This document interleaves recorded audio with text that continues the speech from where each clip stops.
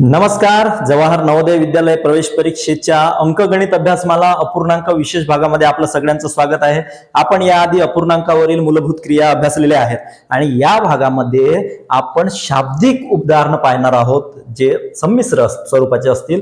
कारण आपल्याला काय होते, शाब्दिक उदाहरणामध्ये त्यांची मांडणी करताना अडचण होते आणि म्हणून आपल्याला ते परफेक्ट उत्तर मिळत नाही. चला मग सुरुवात करूया. तर शाब्दिक उदाहरणामध्ये जाण्यापूर्वी आपल्याला ह्या काही स्टेप पूर्ण करणे आवश्यक आहे की अपूर्णांकाची पूर्तता करता आली पाहिजे. आपल्याला अपूर्णांकाची पूर्तता म्हणजे काय, जर एक भाग अमुक असेल तर दुसरा भाग काय असेल.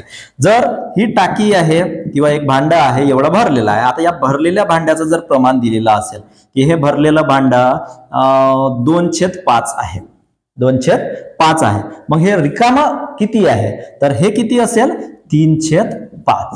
का, कसं की या 2 मध्ये 5 होण्यासाठी किती मिळवावं लागतात, 3 मिळवावं लागतात, म्हणून 3/5 म्हणजे तेव्हा ते पूर्ण होईल. हे भरलेलं जर प्रमाण 1/3 असेल, हे जर 1/3 असेल तर हे रिकामे असलेले किती होणार 2/3. कारण या 1 मध्ये 3 होण्यासाठी किती मिळवावं लागतात 2. मग असं वेगवेगळ्या प्रमाणानुसार भरलेलं एवढं असेल तर खाली एवढं, रिकामा एवढं. इथं पहा, ह्या गोट्या दिलेल्या आहेत लाल आणि निळ्या गोट्या.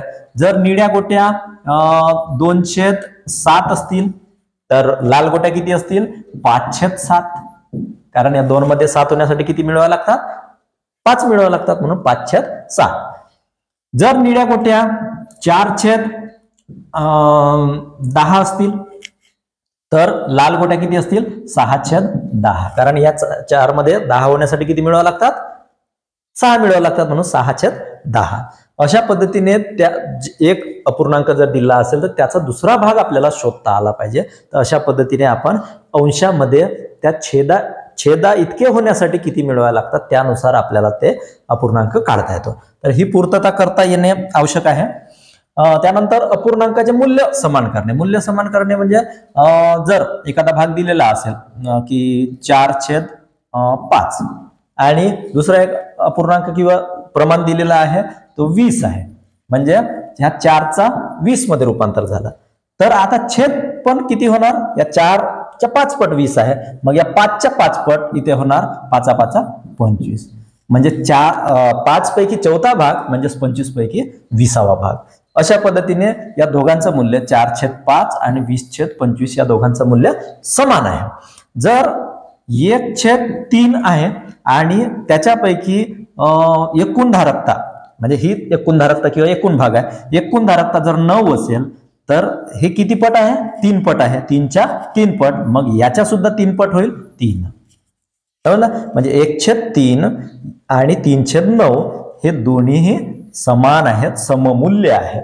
म्हणजे अंशाला ज्या संख्येने गुणलं त्याच संख्येने छेदाला सुद्धा गुणावं लागेल. अंशाला ज्या संख्येने भागलं त्याच संख्येने छेदाला सुद्धा भागावं लागेल. म्हणजे भागाकार किंवा गुणाकार ही समान संख्येने गुणाकार किंवा भागाकार करावा लागेल अंशाला आणि छेदाला, तेव्हा ते सममूल्य अपूर्णांक आपल्याला मिळेल. चला सुरुवात करूया आता द्वितीयांश, तृतीयांश, चतुर्थांश. हे पण तुम्हाला शाब्दिक उदाहरणामध्ये बघायला मिळेल. आता द्वितीयांश म्हणजे काय, द्वितीयांश म्हणजे 2 पैकी 1 भाग, 2 पैकी भाग. म्हणजे 1 द्वितीयांश जर म्हटलं तर 1/2. 2 द्वितीयांश म्हणू शकत नाही, कारण 2 पैकी 2ही भाग नाही असू शकतो, तो 1 होतो. म्हणजे द्वितीयांश म्हणजे 2 पैकी भाग. तृतीयांश म्हणजे 3 पैकी, म्हणजे 1 तृतीयांश म्हणजे 1/3. 2 तृतीयांश म्हणजे 2/3. 3 तृतीयांश म्हणू शकणार नाही. चतुर्थांश 1/4 म्हणजे 1/4. 2/4 म्हणजे 2/4. 3/4 म्हणजे 3/4. 4/4 म्हणू शकत नाही आपण. तसंच पंचमांश म्हणजे 1/5. षष्टमांश, सप्तमांश, अष्टमांश, दशांश. दशांश आपण ऐकलेला आहे. दशांश म्हणजे काय होईल 10वा भाग, 10व्या भागापैकी 1 भाग म्हणजे 1 दशांश. 2 दशांश म्हणजे 2, 10 पैकी 2 म्हणजे 2/10 किंवा 3 दशांश म्हणजे 3/10. दशांश नंतर आहे शतांश. शतांश म्हणजे 100 भाग, 100 भागापैकी 4 भाग म्हणजे 4 शतांश.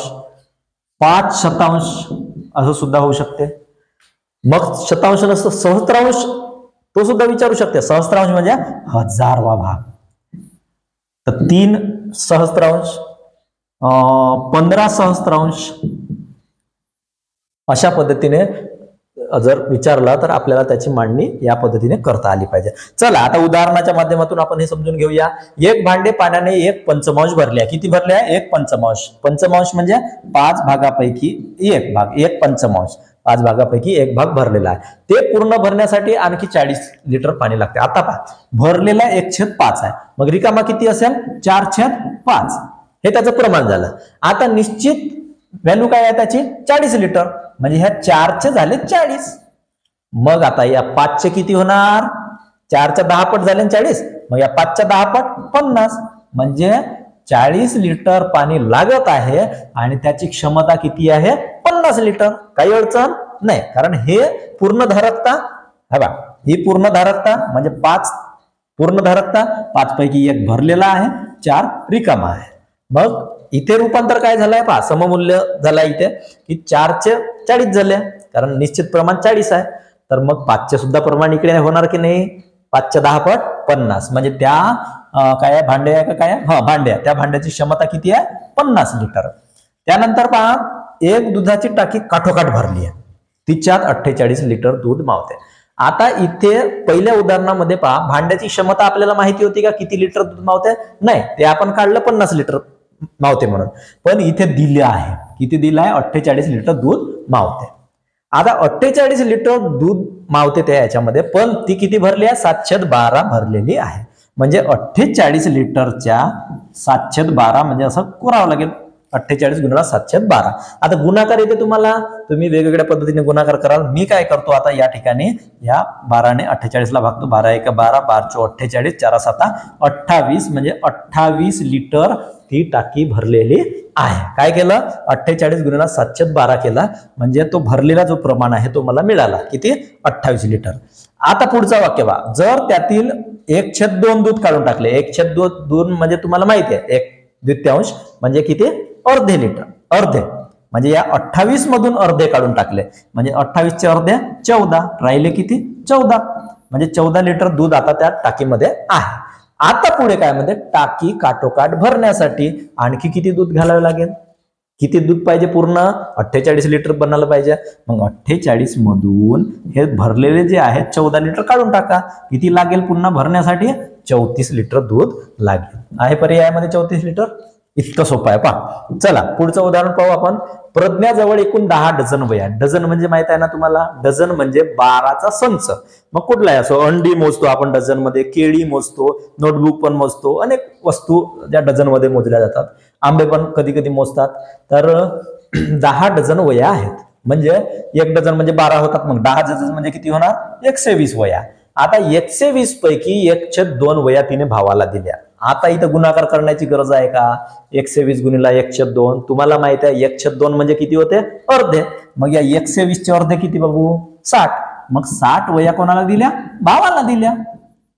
60 वह्या भावाला दिल्या. पुढचं बघा, 1/5 पट वह्या मैत्रिणीला दिल्या. आता करू याचा गुणाकार. आता तुम्हाला अडचणीचं वाटतं. आता मी मगाच्या सारखाच या 5ने 120 ला भाग देतो. 5 1 5 आणि 24 म्हणजे 24. 24 1 24. ह्या कोणाला दिल्या? मैत्रिणीला. हे समजलं ना तुम्हाला गुणाकार कसं केलं? मी तर नाही समजत असेल तर अंशाचा अंशाची करायचा आणि नंतर भागाकार करून टाकायचा. मैत्रिणीला दिल्या 24 वह्या आणि 60 वह्या दिल्या भावाला. आता ह्या दिलेल्या वह्या एकूण किती आहेत? 84 वह्या आहेत. आणि तिच्याजवळ एकूण वह्या किती होत्या? 120 होत्या. 10 डझन म्हणजे 120. आता त्या 120 मधून काढून टाका 84 वह्या. किती राहणार? 36 वह्या शिल्लक राहिल्या. आहे का पर्यायामध्ये? आहे 36. त्यानंतर एका काठीचा 2/15 भाग चिखलामध्ये. इथे 2/15 भाग चिखलामध्ये आणि 1/5 भाग कुठे? पाण्यामध्ये. 1/5 भाग पाण्यामध्ये. उरलेला 2 मीटर. आता उरलेला किती आहे तो देऊ नये आपल्याला. तर आपण काय करू? हा जो चिखलामध्ये व्यस्त असलेला आणि पाण्यामध्ये व्यस्त असलेला यांची बेरीज करून घेऊ, म्हणजे उरलेला भाग किती होईल आपल्याला मिळेल. तर यांची बेरीज जर केली तर काय होणार? ह्या 5 ला 15 करून टाकू, म्हणजे 5 3 15. मग याला सुद्धा 3 करू झाला. मग यांची बेरीज येणार पहा बेरीज आपण शिकलेला, त्यामुळे आता इथं बारकाईने मी तुम्हाला सांगणार नाही. बेरीज कसा केला आपण, छेद समान केला, हे 5 होते याचे 15 बनवले, मग ह्या 1 ला सुद्धा 3 ने गुणावं लागेल, मग हे किती झाले 3 1 3, मग 3 आणि 2 5, 5/15 अशा पद्धतीने झाला. 5/15 हा भाग चिखलामध्ये आहे आणि पाण्यामध्ये आहे. मग उरलेला किती 10/15. याचं अजून छोटा रूप करता येते, पण राहू द्या ना, आपण करू आता 10/15.